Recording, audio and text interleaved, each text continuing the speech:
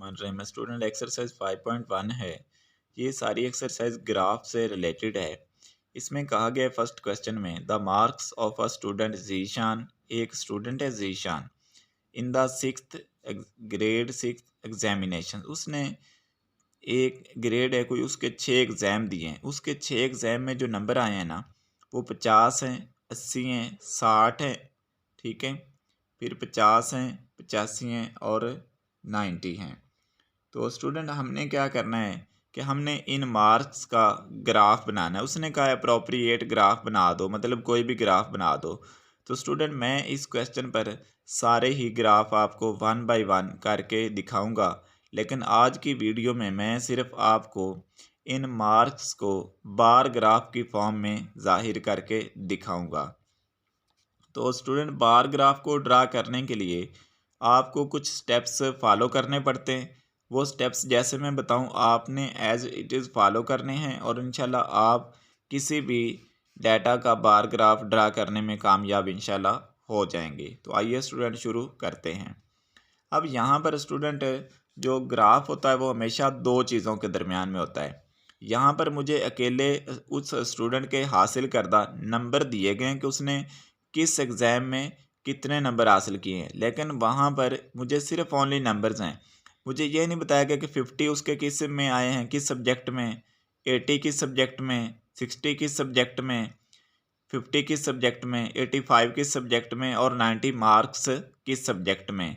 तो ग्राफ दो चीज़ों के दरमियान में होता है। अकेला मैं मार्क्स का ग्राफ ड्रा नहीं कर सकता, मुझे साथ वो सब्जेक्ट भी चाहिए जिन सब्जेक्ट्स में उसने ये मार्क्स हासिल किए हैं। तो इसलिए स्टूडेंट मैं यहाँ पर पहला काम क्या करूँगा कि मैं लेट कर लूँगा, लेट मार्क्स इन, कि जो उसने मार्क्स हासिल किए हैं, मैं फ़र्ज़ कर लेता हूँ कि इंग्लिश में 50 हासिल किए हैं, 80 जो हैं वो साइंस में हैं, 60 जो हैं वो उर्दू के मार्क्स हैं, 50 जियोग्राफी के हैं, 85 कंप्यूटर के हैं और 90 मार्क्स मैथमेटिक्स के हैं। तो ये स्टूडेंट मैंने पहले तो फ़र्ज़ कर लिया कि कौन से मार्क्स किस सब्जेक्ट में हैं, मैंने अपनी तरफ से फ़र्ज़ कर लिया। ऐसा करने से मुझे क्या फ़ायदा हासिल हुआ है? ऐसा करने से मुझे ये फ़ायदा हासिल हो गया है कि मुझे दो डिफरेंट तरह की क्वांटिटीज़ मिल गई हैं। उनमें से एक क्वांटिटी मार्क्स हैं, नंबर, दूसरी क्वांटिटी सब्जेक्ट है। तो अब मैं ग्राफ को मार्क्स और सब्जेक्ट के दरमियान में मैं ग्राफ को ड्रा करूंगा, क्योंकि जब भी आप कोई ग्राफ ड्रा करते हैं तो ग्राफ हमेशा दो क्वांटिटीज़ के दरमियान में होता है। यहाँ पर अकेला मुझे नंबर दिए गए थे, ठीक है, अकेला नंबर्स को मैं, मेरे पास एक ही क्वांटिटी थी तो उसको यूज़ करते हुए मैं ग्राफ को ड्रा नहीं कर सकता था। तो इसलिए मैंने नंबर्स के साथ साथ अपनी तरफ से सब्जेक्ट फ़र्ज़ कर लिए। तो ये तो स्टूडेंट हो गया पहला स्टेप कि जब भी आपको ग्राफ ड्रा करने के लिए दिया जाए तो आपको पता होना चाहिए कि ग्राफ हमेशा दो क्वांटिटीज़ के दरमियान में होता है।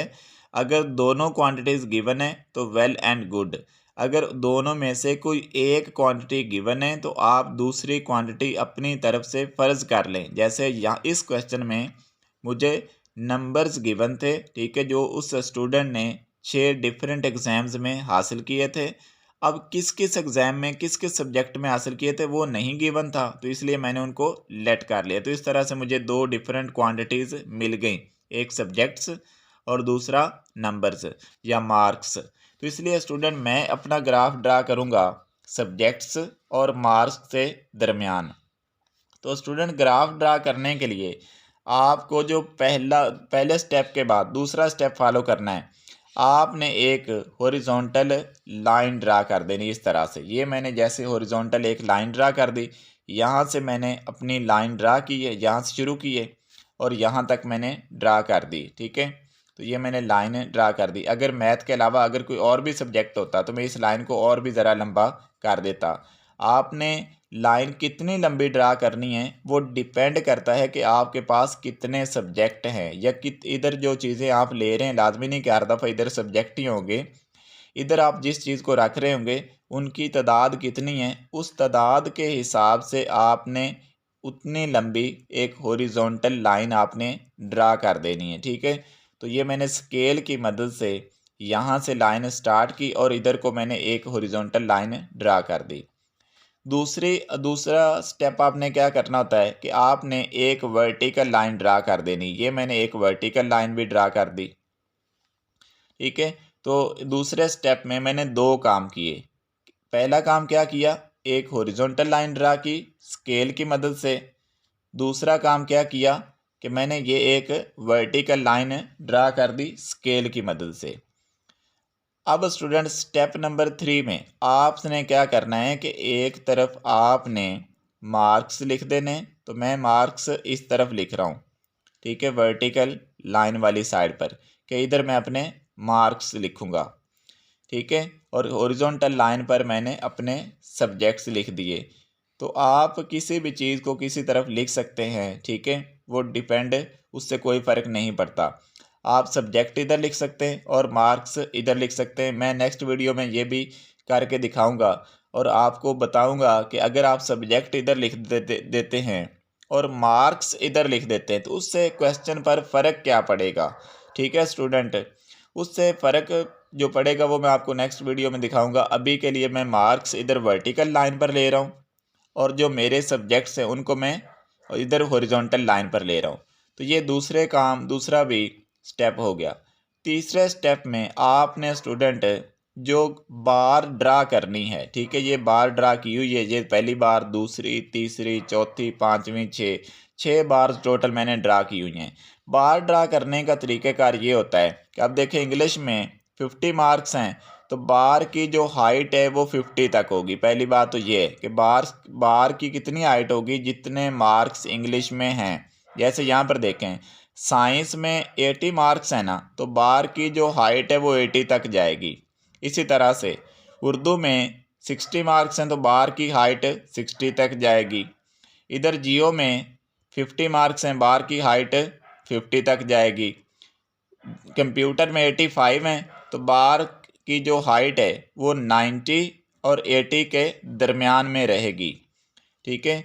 मैथ में 90 है तो बार की हाइट है इधर 90 मार्क्स वाले तक चली जाएगी। तो इस तरह से स्टूडेंट आपको क्लियर होगा कि बार की हाइट आपने कितनी रखनी है। जिस सब्जेक्ट में जितने नंबर हैं उस नंबर तक बार की हाइट आपने कर देनी है। अब स्टूडेंट ये तो होगी बार की हाइट। अब ये स्टूडेंट को क्यूरी होती है कि बार की इधर जो विड्थ है, जो बार की चौड़ाई है, ये कितनी रखें। तो ये स्टूडेंट बार की चौड़ाई जो होती है वो मैटर नहीं करती। आप मुनासिब बार की चौड़ाई रख लें, लेकिन एक बात का ख्याल रखना है कि जितनी आपने पहली बार की चौड़ाई रखी इतनी ही दूसरी बार की चौड़ाई होनी चाहिए, इतनी ही तीसरी बार की, इतनी ही चौथी बार की, इतनी ही चौड़ाई पाँचवीं बार की, उतनी ही चौड़ाई छठी बार की और आगे सातवीं और आठवीं की भी। तो स्टूडेंट बार की हाइट तो उतनी होगी जितनी आप इधर क्वांटिटीज़ जिस क्वांटिटी तक उसको लेकर जाना चाहते हैं। जैसे मेरे इंग्लिश में क्वांटिटी थी 50 या 50 नंबर थे तो बार की हाइट मैं 50 तक ले गया।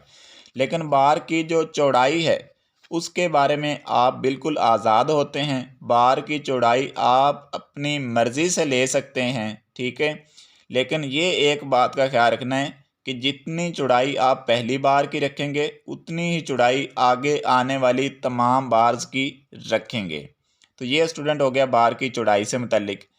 अब दो बार्स के दरमियान में कितनी आपने स्पेस छोड़नी है, तो ये भी स्टूडेंट सुन लें कि जितनी स्पेस आप पहली दो बार के दरमियान में छोड़ेंगे उतनी ही स्पेस फिर आपने दूसरी और तीसरी के दरमियान में छोड़ देनी है।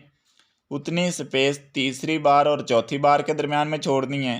उतनी ही स्पेस चौथी और पाँचवीं बार के दरमियान में छोड़ देनी है। उतनी ही स्पेस आपने पाँचवीं और छठी, और इसी तरह से ये सिलसिला चलता चला जाएगा। मतलब स्टूडेंट कि आप दो बार्स के दरमियान में स्पेस पहले ही डिसाइड कर लेंगे कि ये तकरीबन 1 सेंटीमीटर छोड़ना है, 2 सेंटीमीटर या 3 सेंटीमीटर। लेकिन जितनी स्पेस आपने पहले और दूसरे बार के दरमियान में छोड़नी है फिर उतनी ही स्पेस आपने दूसरे और तीसरे और चौथे और पाँचवें, इसी तरह से आपने उतनी ही स्पेस फिर छोड़ते चले जाना है, ठीक है। तो इस तरह से मैंने ये एक पहले लाइन ड्रा की इस तरह से 50 तक, ठीक है। इसकी चौड़ाई मैंने तकरीबन ये मेरे पास स्केल था तो उसकी मदद से मैंने ये इतनी मुनासिब इसकी चौड़ाई तकरीबन 1 सेंटीमीटर और आगे 0.2 तकरीबन 1.2 सेंटीमीटर तकरीबन मैंने इसकी ये जो चौड़ाई थी ये रख दी। ठीक है, और 50 तक इसकी हाइट तो मैं अपनी मर्ज़ी से नहीं ले सकता, हाइट तो उतनी ही लूँगा जितने ये मेरे पास मार्क्स हैं इंग्लिश में, लेकिन चौड़ाई में मैं आज़ाद था। ठीक है, चौड़ाई मैं अपनी मर्ज़ी से ले सकता था, तो इसलिए मैंने पहली बार की चौड़ाई कितनी ली, 1.2 सेंटीमीटर। आप अपनी मर्ज़ी से कुछ भी ले सकते हैं। और फिर ये नीचे मैंने दूसरी लाइन ड्रा कर दी यहाँ तक। तो ये मेरा पहली बार बन गई, जो कि ज़ाहिर कर रही है कि इंग्लिश में जो आपके मार्क्स हैं वो बार की हाइट कहाँ तक जा रही, 50 तक। तो इससे ज़ाहिर होता है कि मेरे जो इंग्लिश में मार्क्स हैं वो कितने, 50 हैं। अब मैंने तकरीबन यहाँ पर 0.2 सेंटीमीटर जो था वो स्पेस छोड़ दी। अगली बार की मेरे पास साइंस है, तो साइंस की जो लाइन खींचूंगा बार ड्रा करने के लिए वो 80 तक खींचूंगा। पहली बार की मैंने चौड़ाई कितनी रखी थी, 1.2 सेंटीमीटर। इसलिए मैंने दूसरी जब लाइन खींच ली तो लाइन के टॉप से इधर को मैंने 1.2 सेंटीमीटर लाइन यहाँ से यहाँ तक लगा दी और फिर लाइन ऐसे नीचे खींच दी। ठीक है, तो इसी तरह से स्टूडेंट मैंने बाकी तमाम बार्स भी बना ली। तो ये स्टूडेंट आप खुद प्रैक्टिस कीजिएगा। आई होप कि आपको समझ आ गई होगी कि किस तरह से आपने बार को ड्रा करना है। तो अगर स्टूडेंट समझ ना आई हो तो मैं ये प्रैक्टिकली करके भी नेक्स्ट क्वेश्चन में करके आपको दिखा दूंगा इंशाल्लाह, ताकि आपको अगर इस क्वेश्चन में नहीं समझ आई तो आपको नेक्स्ट क्वेश्चन में समझ आ जाए। तब तक के लिए अल्लाह हाफिज़।